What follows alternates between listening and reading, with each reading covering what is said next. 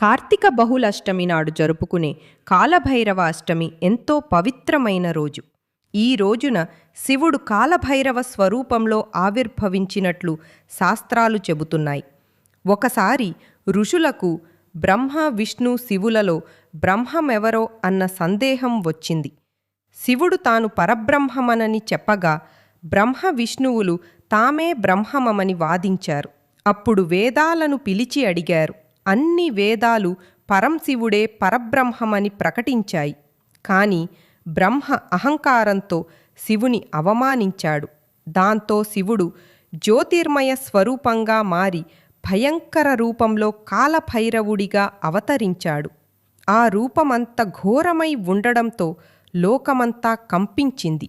బ్రహ్మ యొక్క 5వ తలను గోటితో గిల్లేసి భైరవుడిగా ప్రసిద్ధి పొందాడు. శివుడు ఆయనను, నీవు కాలము వలె ప్రకాశిస్తావు కాబట్టి నీ పేరు కాలభైరవుడు. నీవు కాశీక్షేత్ర పాలకుడవు.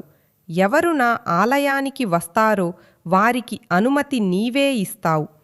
భక్తుల పాపాలను తిని వారిని రక్షించు అని ఆశీర్వదించాడు. అప్పటి నుంచి కాలభైరవుడు పాపభక్షకుడు, అమర్దకుడు, కాశీక్షేత్రాధిపతిగా ప్రసిద్ధి చెందాడు. భైరవ స్వరూపం భయంకరమైన, భక్తులపై దయామయుడైన ప్రసన్నమూర్తి. ఆయన పూజిస్తే పాపాలు నశించి సుఖశాంతులు లభిస్తాయి. కాశీయాత్రకు వెళ్ళేవారు కాలభైరవ దర్శనం తప్పనిసరిగా చేస్తారు. ఎందుకంటే ఆయన అనుగ్రహం లేకుండా కాశీ ప్రవేశం జరగదు. భైరవుడి పేరు వినినా, ఆయనకు నమస్కరించిన శివానుగ్రహం తప్పకుండా కలుగుతుంది.